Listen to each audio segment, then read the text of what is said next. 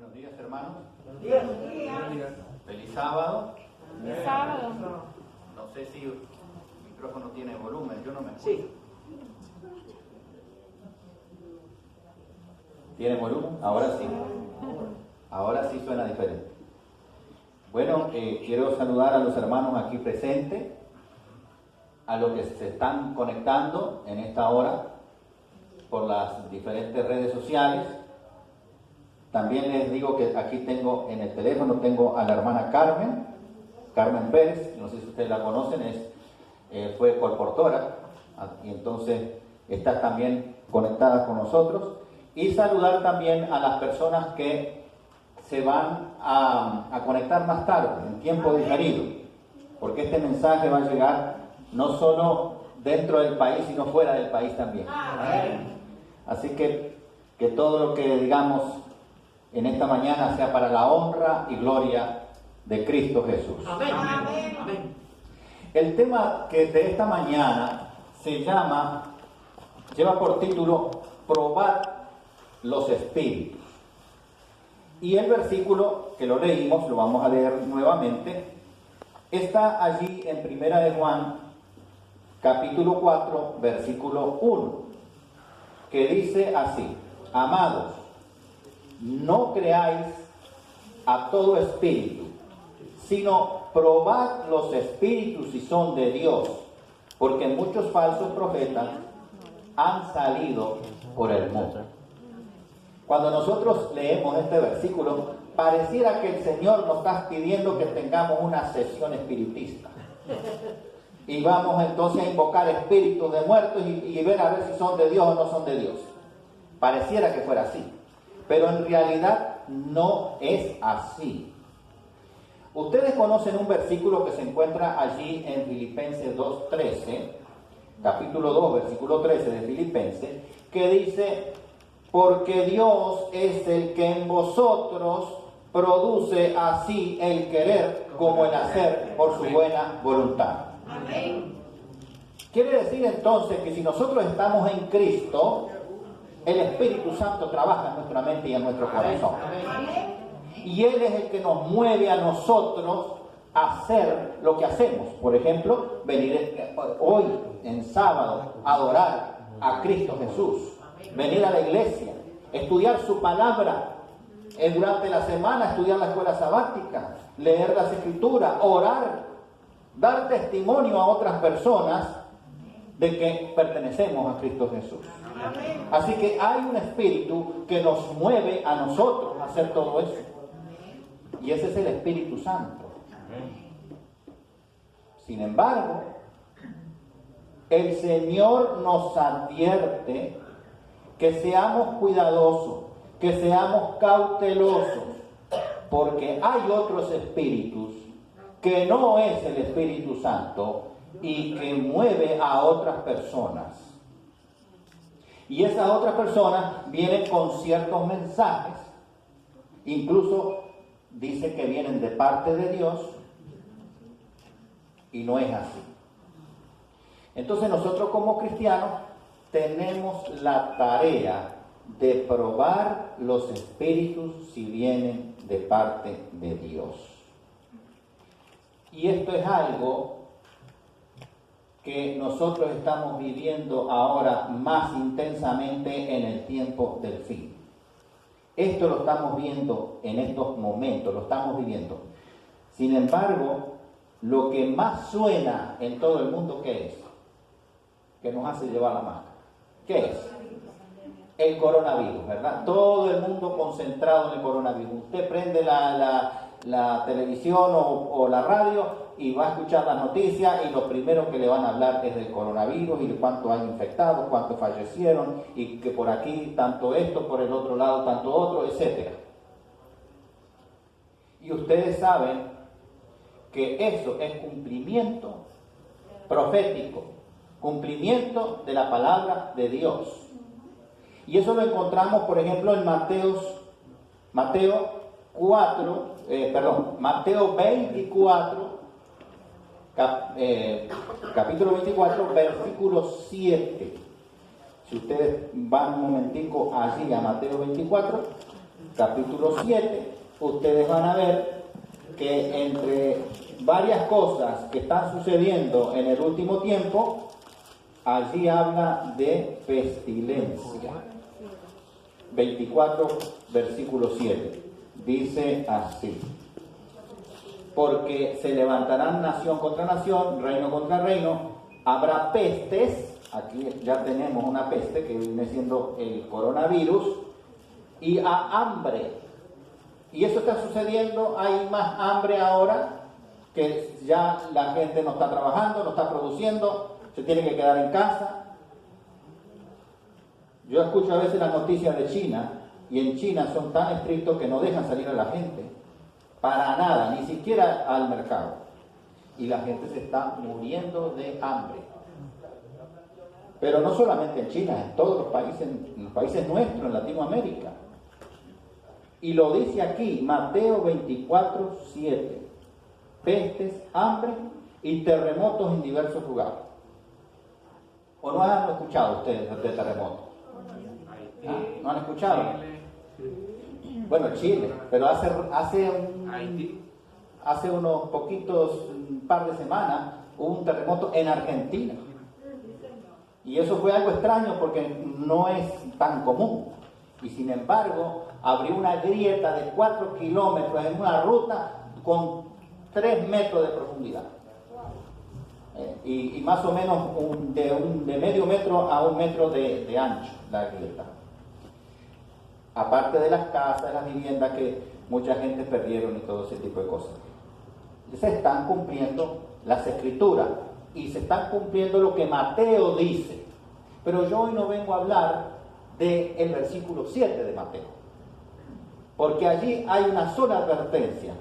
Una sola vez dice el Señor, habrá peste, habrá hambre. Pero hay algo que enfatiza mucho el Señor en el capítulo 24 de Mateo y lo enfatiza 4 veces. Lo dice 4 veces. Si el Señor está repitiendo algo, si está enfatizando algo, es porque ese algo es muy importante. Y entonces los invito a que ustedes vayan al capítulo 24 de Mateo y entonces vamos a leer qué es lo que el Señor enfatiza 4 veces en ese mismo capítulo, sin hablar que eso está en otras partes de la Biblia. En otras partes de la Biblia está eso, lo que enfatiza el Señor. Y está aquí. Vamos a empezar con el versículo 4, que dice lo siguiente. Respondiendo Jesús les dijo, mirad que nadie os engañe. Vamos al versículo 5. Porque vendrán muchos en mi nombre diciendo, yo soy el Cristo. ¿Y qué va a pasar? A muchos se engañarán. Luego el versículo 11 de Mateo 24, que dice así. Y muchos falsos profetas se levantarán. ¿Y qué va a hacer los falsos profetas? Y engañarán a muchos, dice allí. Ya van 3. Pero el 24, Mateo 24, versículo 24, dice lo siguiente. Porque se levantarán falsos cristos y falsos profetas y harán grandes señales y prodigios, de tal manera que engañarán, si fuera posible, ¿a quiénes? A los escogidos. Así que el engaño es una señal del tiempo del fin. Y ustedes ven que el engaño se utiliza en todos los ambientes, en todos los órdenes de la vida. En una pareja se engaña. No siempre, pero los que no están en Cristo se engañan. En los negocios se engañan, se hacen fraude y se engañan. En la política, dígame. ¿Se engañará en la política? Claro que sí, se engañan. O sea, todos los órdenes de la vida se engañan, se mienten, se dan falsos testimonios. Pero el énfasis que el Señor hace aquí con el engaño es a nivel religioso, es a nivel bíblico. Cuidado con los engaños de muchos falsos profetas, muchos falsos predicadores, muchos falsos escritos de libros que alguien escribió, autores que escribieron libros y que escriben allí toda una teoría bien desarrollada, parece muy lógica, muy atrayente, muy persuasiva, pero es falsa. Y nosotros como cristianos tenemos que saber distinguir, no el espíritu como una sesión espiritista para ver si no, de parte de quién viene esa persona que nos está dando un mensaje. ¿Viene de parte de Dios o de parte de las tinieblas? Ese libro que yo estoy leyendo está exaltando y glorificando el nombre de Dios, o lo está poniendo ahí entre dudas. Entonces, eso es muy importante. Cuando el año pasado estaba hoy se conoce más del virus, del coronavirus, pero el año pasado no se conocía tanto. Y me llamó la atención una frase que dijo una persona encumbrada, un político muy encumbrado, y a lo mejor ustedes por la frase sabrán quién lo dijo. Y él dijo: estamos en guerra contra un enemigo microscópico. Y estaba diciendo una gran verdad. Estamos en guerra y hay un enemigo microscópico que nos está atacando y nos está diezmando a la población, la está matando. Pero nosotros tenemos otra guerra de hace mucho tiempo y es con un enemigo invisible. Nosotros lo sabemos porque allí en Efesios 6, versículo 12, dice que nuestra lucha no es contra sangre ni carne, sino contra principados, potestades, gobernadores de las tinieblas y las huestes espirituales de maldad. Nosotros tenemos esa guerra y también está anunciado allí en Apocalipsis 12, 17, donde dice: y entonces el dragón, ¿y el dragón a quién representa? Al enemigo. Se llenó de ira contra la mujer, y la mujer ¿a quién representa? A la iglesia. No es una mujer que viste y calza, sino es una representación, un símbolo de la iglesia. Así que el enemigo, Satanás, se fue a hacer guerra contra la iglesia, contra el pueblo de Dios, y se fue a hacer guerra contra el resto de su descendencia, con ese remanente. ¿Cómo se distingue ese remanente? Aquí lo dice en Apocalipsis 12, 17. Dice: los que guardan los mandamientos de Dios y tienen el testimonio de Jesucristo. Así que nosotros como cristianos estamos en guerra con un enemigo invisible que nosotros no podemos ver, porque no es contra sangre ni carne. Y ese enemigo a veces nos induce ideas, pensamientos que aparentemente son lógicos, son atractivos para algunas personas, pero que contradicen la palabra de Dios. Por eso el Señor nos insta, como leímos recién en 1 de Juan 4:1, amados, no creáis a todo espíritu, sino probad a los espíritus si son de Dios, porque muchos falsos profetas han salido por el mundo. Hay un versículo más que está allí en 1 de Timoteo 4:1 que dice: pero el Espíritu dice claramente que en los postreros tiempos. ¿Cuáles son los postreros tiempos? Ahora, lo que nosotros estamos viviendo, estos son los postreros tiempos. Dice: en los postreros tiempos, algunos, no dice todos, algunos apostatarán de la fe, escuchando a espíritus engañadores y a doctrinas de demonios. Porque el enemigo se vale de mezclar verdad con mentira.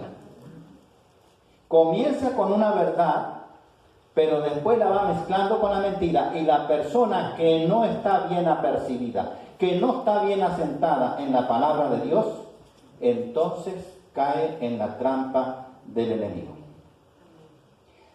nosotros no podemos considerar superficialmente, livianamente la palabra de Dios. Nosotros como fieles cristianos tenemos la tarea de por vida de probar los espíritus. Amén. Amén. Si alguien hace señales, tenemos que también ver si esas señales vienen de Dios o no. Yo recuerdo que cuando yo pastoreaba una iglesia en Sur Carolina, le había hablado a dos personas que vivían en el norte de las Carolinas y le había dado, digamos, la fe de Jesús. Una de esas personas es fiel hasta el día de hoy, pero la otra de pronto me dice: sí, yo estoy yendo a la iglesia. Ah, qué bien. Y dice: no, pero estoy yendo el domingo. Digo, me sorprendió. Pensé que él se estaba congregando en el norte de las Carolinas en una iglesia adventista que guarda el Shabbat. Y él se fue el domingo. Y él estaba yendo el domingo. Digo, y después que yo te expliqué que el día del Señor correcto es el sábado, tú vas y te congregas un domingo en una iglesia que adora a Dios en domingo. Y la respuesta de él me llamó la atención. Sí, dice, pero tú no ves los milagros y las señales que se hacen en esa iglesia. Así que él fue atraído por esas señales, por esos milagros. Sin embargo, en Mateo 7, capítulo del 21 al 23, dice claramente el Señor: en aquellos días muchos me dirán: Señor, Señor, hemos profetizado en tu nombre, hemos echado demonios en tu nombre, hemos hecho grandes milagros y señales en tu nombre. ¿Y qué le dice el Señor? ¿Cuál es la respuesta del Señor? No te conozco. No te conozco, apartado de mí. Y después, ¿qué más le dice? Hacedores de maldad. ¿Por qué? Porque está mezclando verdad con mentira. Eso lo hace el enemigo. Pero gracias a Dios que en Dios tenemos la verdad absoluta. Amén. Todo lo que viene de Dios es verdad. Amén. Pero ahora tenemos un problema, tenemos un dilema. ¿Cómo nosotros podemos distinguir si viene una persona a hablarnos, si viene un profeta a hablarnos? Si estamos leyendo un libro, ¿cómo podemos distinguir que viene de parte de Dios? Es un dilema para nosotros, es un trabajo. Pues la palabra de Dios nos va a ayudar en esa parte. Y vamos a ver varios puntos que nos va a dar a nosotros una idea de cómo nosotros podemos distinguir la verdad de la mentira. Cuando la persona está hablando verdades y de pronto te dice una mentira, todo el resto es mentira, porque está mezclando. Tiene que ser verdad de principio a fin para saber que viene de parte de Dios. Uno de los detalles que nosotros tenemos que tener en cuenta es que todo evento que profetice el profeta debe cumplirse.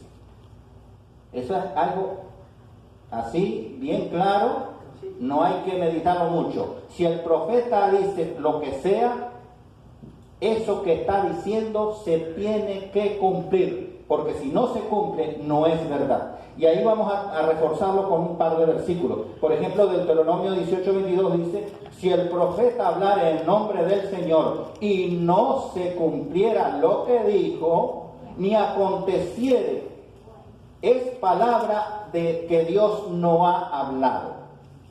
Con presunción ha hablado el tal profeta. Y ustedes ven eso en televisión, como a alguien que habla con los astros y le dice a mucha gente: hoy te va a pasar esto, y si tú sigues esto va a pasar esto otro. Y allí están los horóscopos y los medios y todo ese tipo de gente anunciando cosas y que después no se cumplen. A veces se cumple también, porque el enemigo se la ingenia para que se cumple, pero algunas, no todas. En cambio acá cuando el profeta viene de parte de Dios, siempre que anuncie algo, se va a cumplir. Por ejemplo, en Jeremías 28:9 dice: el profeta que profetiza de paz, cuando se cumpla la palabra del profeta, será conocido como el profeta que el Señor envió. Otro detalle a tener en cuenta: el mensaje que profetice el profeta debe exaltar a Dios, Padre, Hijo y Espíritu Santo. Lo tiene que poner en alto, exaltarlo a Él. No, yo estoy predicando ahora, pero no estoy predicando lo que a mí se me ocurre.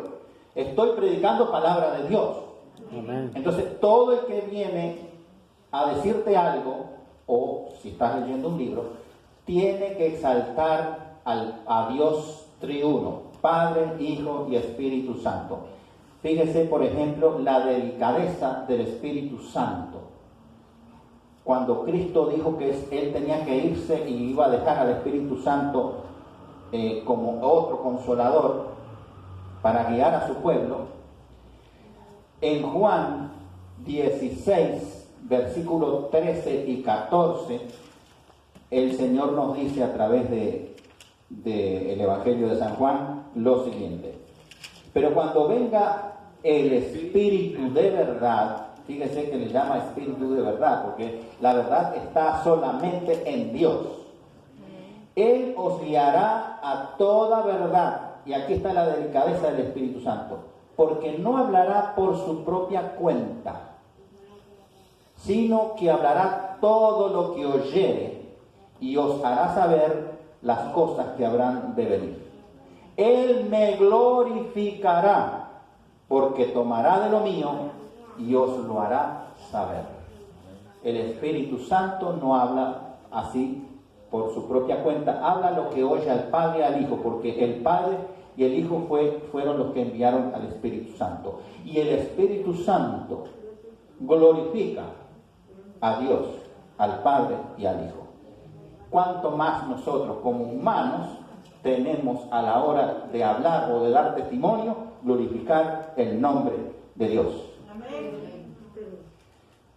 Otro detalle interesante a tener en cuenta: no dará ninguna interpretación personal respecto al mensaje que Dios le ha dado.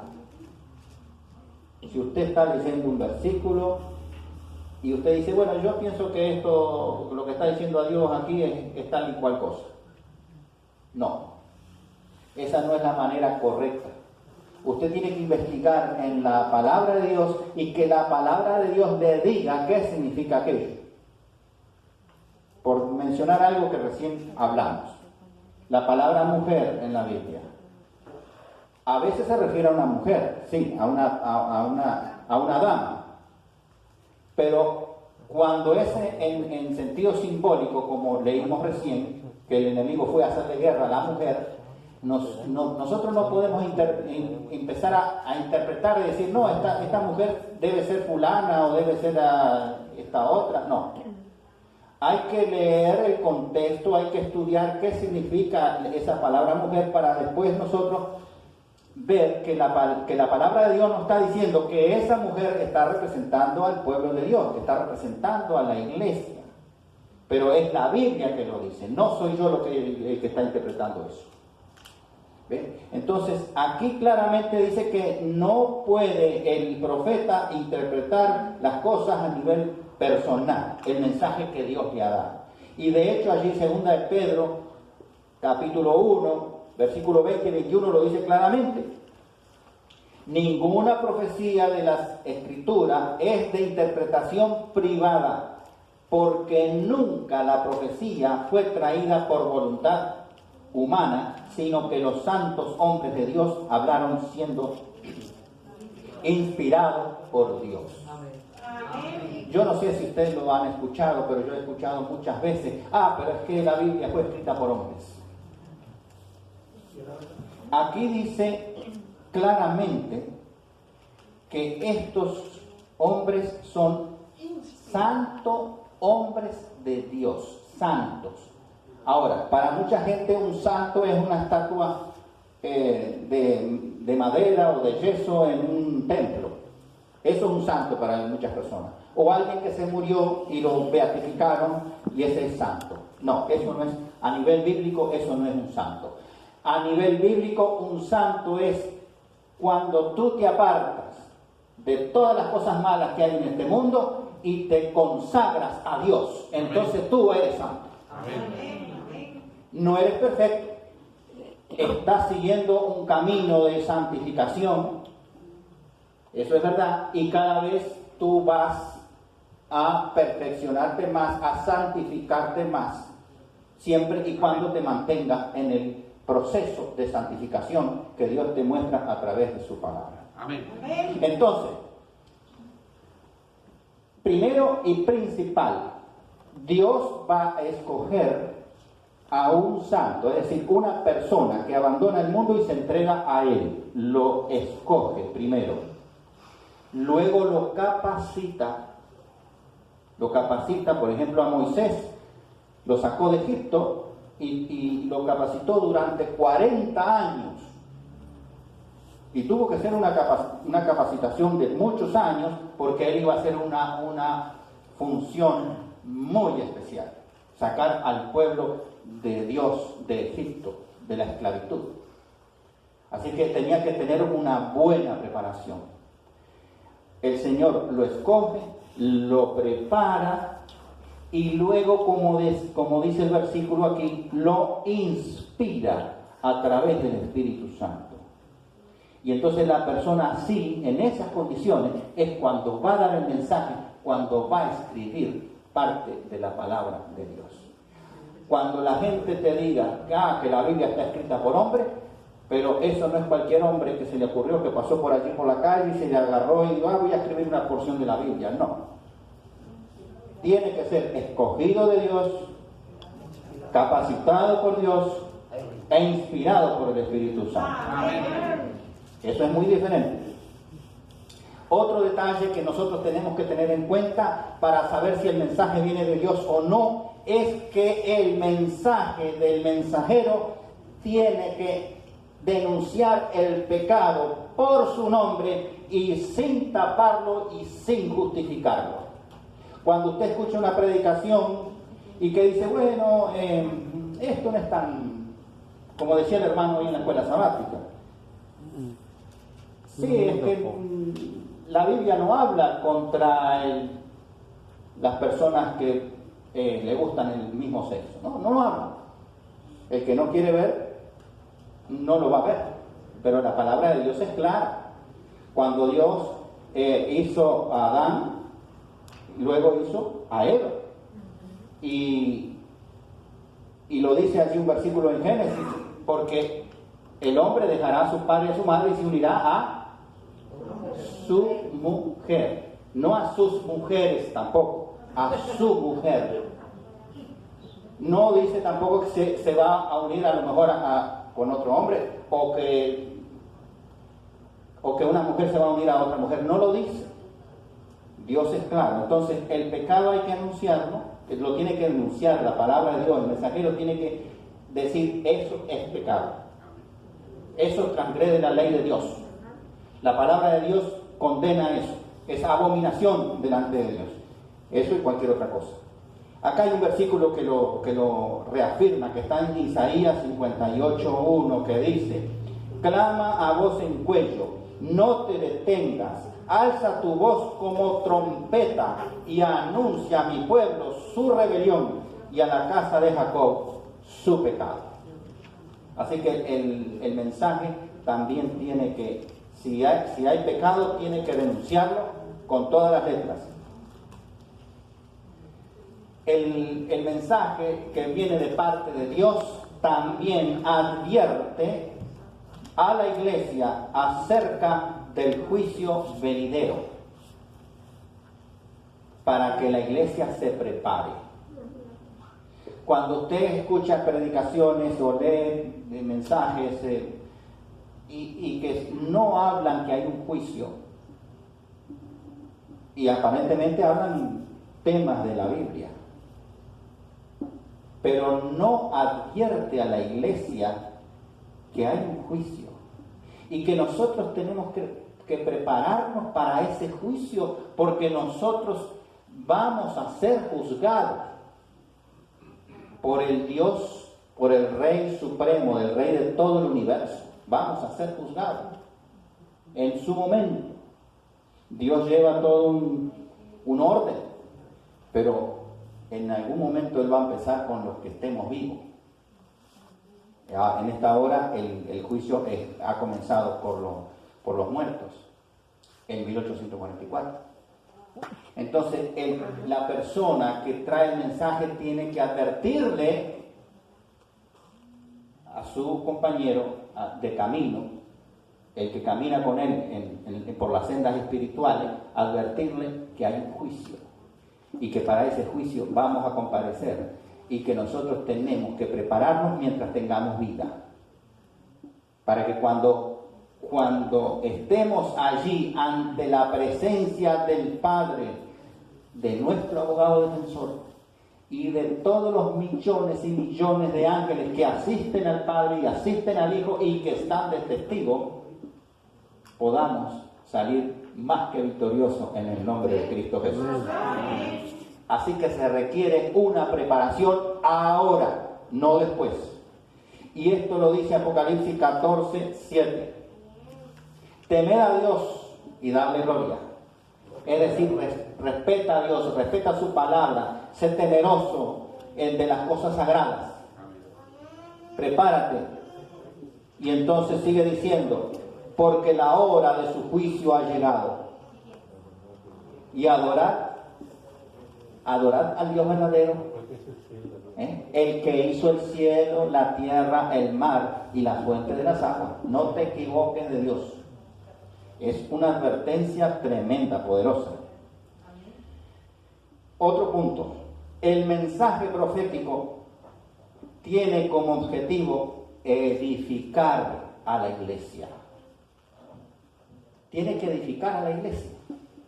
Ese libro que usted lee, esa predicación que escucha, esa palabra que recibe de alguien que usted no conoce y que parece una persona muy consagrada y lo está invitando a una reunión para escuchar de la palabra de Dios, tiene que edificar la iglesia. Amén. Si esa reunión es para tirarle piedras a la iglesia, porque la iglesia se está yendo para Babilonia, etcétera, no viene de parte de Dios. Y acá vamos a leer un versículo que lo refuerza, que está en 1 Corintios, capítulo 14, versículos 3 y 4, que dice: pero el que profetiza habla a los hombres para edificación, exhortación y consolación. El que profetiza edifica la iglesia. Así que usted, cuando va a escuchar un mensaje que exalta a Dios, que glorifica a Dios, al Padre, al Hijo y al Espíritu Santo, y pone en alto la palabra de Dios como la palabra profética más segura, entonces ese mensaje sí viene de Dios. Y usted va a salir fortalecido en la fe, enriquecido. Usted habrá dado un paso más en ese proceso de santificación. Sigamos adelante.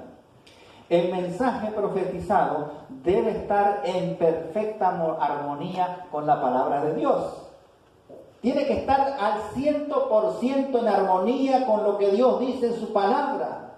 Y ahí tenemos nosotros un versículo muy claro, muy conocido, Isaías 8:20, que dice: a la ley y al testimonio, si no dijera conforme a esto, es porque no le ha amanecido.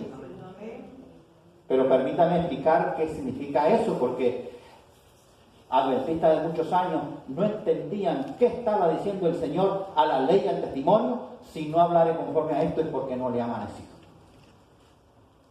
Y usted dice: ¿es posible eso? Sí, es posible. Es posible. Mire, cuando dice que no ha amanecido, significa que es de noche todavía, no ha amanecido, está oscuro. Está oscuro, pero hay que llevarlo al plano espiritual. Está oscuro significa que está en tinieblas espirituales, está en oscuridad espiritual. Eso significa.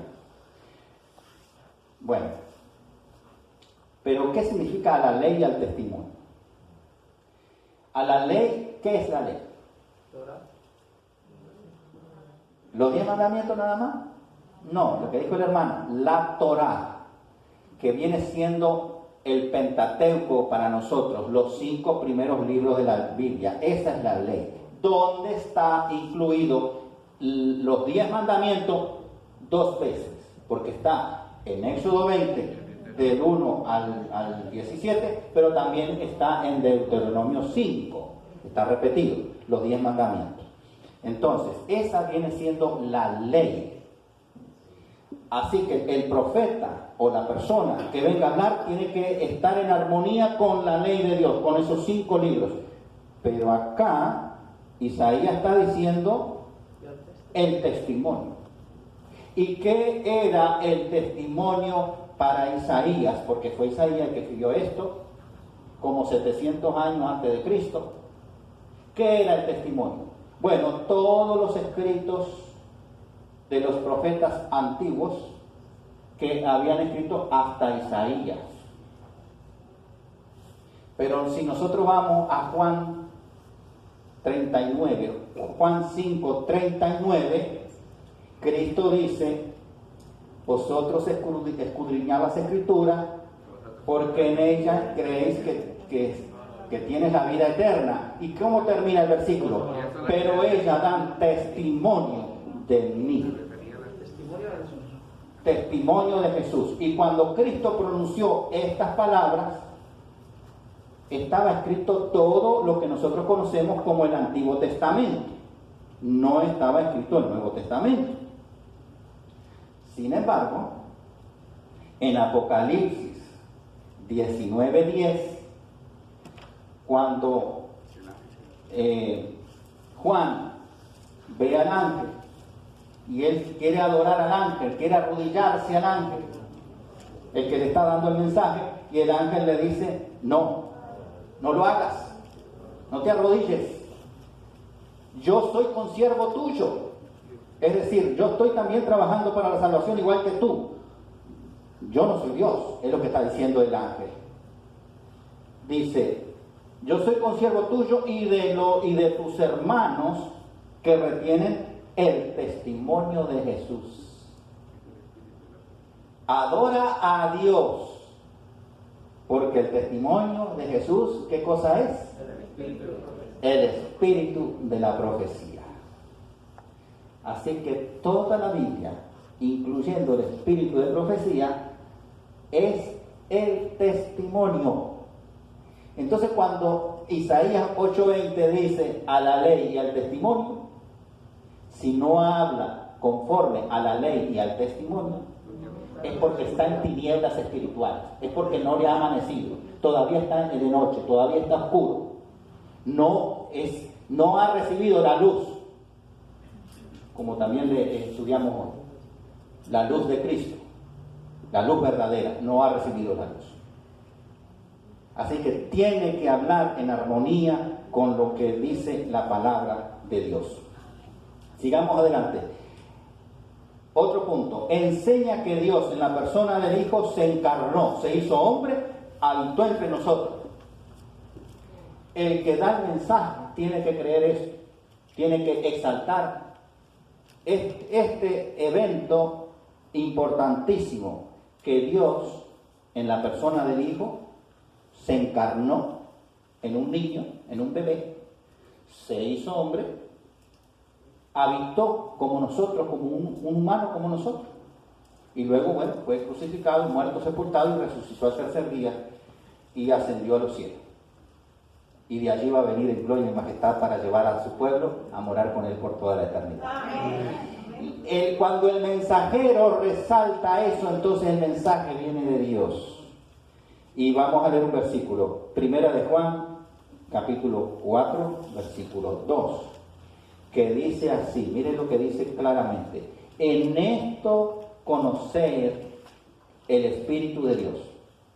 Todo espíritu que confiese que Jesucristo ha venido en carne es de Dios.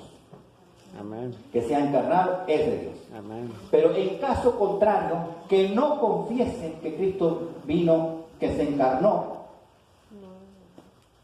entonces no viene de Dios. Y hay unas cuantos miles de personas que dicen que Cristo sí fue un profeta, fue un maestro que sabía mucho, etcétera, que era judío, pero que no es Dios encarnado. Ellos dicen que no era Dios encarnado, entonces ese mensaje no viene de Dios. No viene de Dios ese mensaje. Aquí lo dice claramente la palabra de Dios. Otro detalle muy importante. Es humilde, el mensajero tiene que ser humilde por cuanto el profeta se somete a la voluntad de Dios. Y aquí la humildad no se está refiriendo a capacidad económica, porque mucha gente, muchos de nosotros tenemos la mala interpretación de ver una persona que vive a lo mejor en una casita así de madera y chiquitica y con muchas necesidades. Decimos, ay, qué humilde aquella persona. Esa persona será muy pobre, pero no humilde. Hay que ver si es humilde. Porque la humildad está en el carácter, no está en cuanto tú tienes en el banco. En el carácter. Y el carácter humilde es aquel que se somete a la palabra de Dios. Amén. Si Dios te dice, esto que tú estás haciendo está mal, va en contra de mi ley, el Espíritu Santo te lo dice. Vamos a poner un ejemplo. Si estás fumando, bueno, estás dañando tu cuerpo, tu mente, y tu cuerpo es templo del Espíritu Santo. Entonces tú sabes, tienes que dejar ese mal hábito. Que hay algunos hombres que tienen 2 y hasta 3 hogares diferentes y hijos en cada hogar. Bueno, eso está mal. Eso está mal. La palabra de Dios dice que es un solo hogar que tú debes tener, no 2 o 3. Pero la persona tiene que ser humilde y decir, sí, Señor, tiene razón, a partir de hoy dejo ese acto. Pero si la persona sigue su curso de vida como la venía haciendo, no es humilde, porque no se somete a la palabra de Dios. Entonces, el mensajero tiene que someterse a la palabra de Dios. Aquí lo dice Mateo 7, 15 y 16, que dice lo siguiente: guardaos de los falsos profetas, que vienen a vosotros como vestido de oveja, pero por dentro son lobos rapaces. Por sus frutos, los frutos del Espíritu Santo, lo conoceréis. Por sus frutos lo conoceréis. A ver qué es lo que hace esta persona. Un último punto. Obedecen a Dios y a su palabra, no la contradicen, ni tampoco contradicen a los verdaderos profetas anteriores. El mensaje que trae el mensajero no puede contradecir lo que dice Dios, no puede contradecir la palabra de Dios y no puede contradecir lo que otros profetas dijeron. Si ustedes leen la Biblia, 66 libros, autores diferentes, escritas en un periodo de 1500 años, y las personas vivieron diferentes épocas, diferentes situaciones, y sin embargo hay una armonía perfecta. ¿Por qué? Porque el autor, el verdadero autor, es el Espíritu Santo, que fue inspirando a esos autores que escribieron. Y entonces uno no se contradice con el otro. Pero cuando viene un mensaje por ahí y se contradice con algo que está en las Escrituras o en el espíritu de profecía, entonces ese profeta no viene de Dios. Deuteronomio 18:18 dice: profeta les levantaré en medio de sus hermanos como tú, y pondré mis palabras en su boca, y él les hablará todo lo que yo le mandare. Todo lo que Dios diga, él lo va a escribir. Deuteronomio 18:18. Y Primera de Corintios, capítulo 14, versículos 32 y 33 lo dice más claro aún. Y los espíritus de los profetas están sujetos a los profetas, pues Dios no es un Dios de confusión, es un Dios de paz, un Dios de armonía, un Dios que correcto, que tiene armonía desde lo que dijo al principio hasta el fin en su palabra. Así que esos son todos los detalles que nosotros tenemos que tener en cuenta para poder determinar si el mensaje que estamos recibiendo, sea de un predicador, sea de alguien que nos invitó, sea de un vecino, sea de un libro que estamos estudiando, reflexione, compárelo con las Escrituras y analice bien detallado a ver si reúnen todos estos 10 puntos que hemos estudiado hoy. Y para darles unos ejemplos de cómo hay mensajes que se están escuchando hoy y que son mensajes aparentemente correctos, pero son mensajes equivocados. Uno de ellos es que hay muchos predicadores que anuncian el día y la hora, o por lo menos el año, vamos a no poner día y hora, pero el año de que Cristo viene. Sabemos por las señales que estamos viendo y que estamos viviendo, Cristo está a las puertas, va a venir pronto, pero no sabemos cuándo. Sin embargo, hay predicadores que en el pasado dijeron 2012, otros 2017. Yo escuché hace como 2 o 3 años atrás, había una hermana que fue adventista y me llamó, vamos a esta reunión, mira este señor que está dando una reunión interesantísima, tremenda. Y él anuncia que Cristo viene en el 2022, o sea, el año que viene. Hay otro que anuncia que viene en el 2027, otro que dice que viene en el 2028, otro dice que viene en el 2031. Hay un español que está predicando y tiene un éxito tremendo, ya viaja por distintos países predicando que viene en el 2031. Hay otro que dice por allá por el 2035, etc. Bueno, el punto es el siguiente. A ellos se les ha dicho, pero es que hay un versículo ahí en Mateo 24:36 que dice claramente, pero el día y la hora nadie sabe, ni aun los ángeles de los cielos, sino solamente el Padre.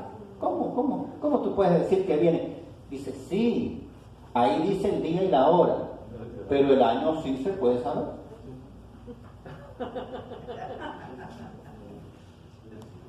Bueno, yo encontré una cita de Ellen Goldwhite que se encuentra en Joya de los Testimonios, y es una verdadera joya esta cita. Tomo 1, y el capítulo está extraído del capítulo donde dice preparación para la venida de Cristo. Escuche con atención lo que dice esta cita. Muchos de los que tomaron el nombre de adventistas han incurrido en el error de fijar fecha para la venida de Cristo. Lo han hecho repetidas veces, pero el resultado ha sido cada vez un fracaso. Y acá viene lo que es poderoso.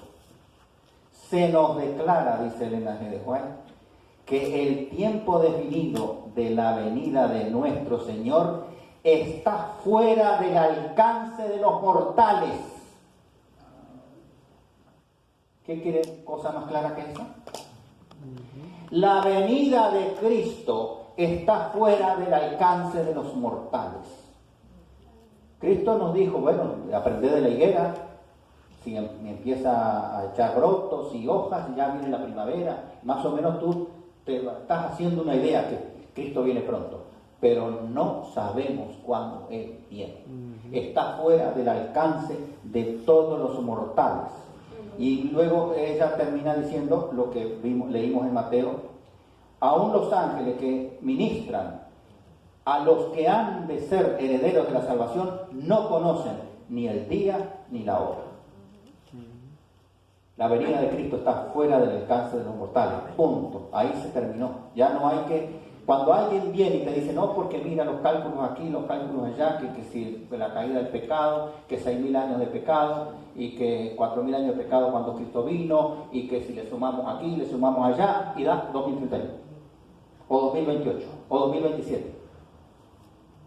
No han leído esta cita, no la han leído. Ese es un error. O hay otros errores, por ejemplo, no me quiero extender mucho, pero hay otro error que es la segunda venida de Cristo viene 2 veces. ¿Cómo? ¿Escucharon bien ustedes? Que cuando Cristo venga ahora en la segunda venida, va a venir 2 veces. Hay una teoría que dice eso. La primera vez viene invisible, en secreto. Viene en secreto. Y en esa teoría hay 2 movimientos. Uno dentro de la Iglesia Adventista del Séptimo Día, aunque a ustedes les parezca mentira, que cree que Cristo viene en secreto y que va a instalar su trono de gloria en Jerusalén terrenal aquí, mientras el tiempo de gracia todavía no se ha acabado.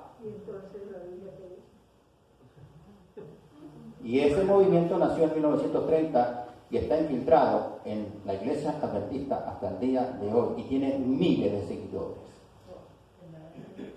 Pero también está lo que se llama el rapto secreto, en la otra teoría. Viene en secreto, rapta a la iglesia se va al cielo 7 años y los demás se quedan experimentando la gran tribulación. Y la iglesia tranquilita ya en el cielo, así tranquila, porque la gran tribulación está pasando aquí en la tierra y no le está pasando a ellos.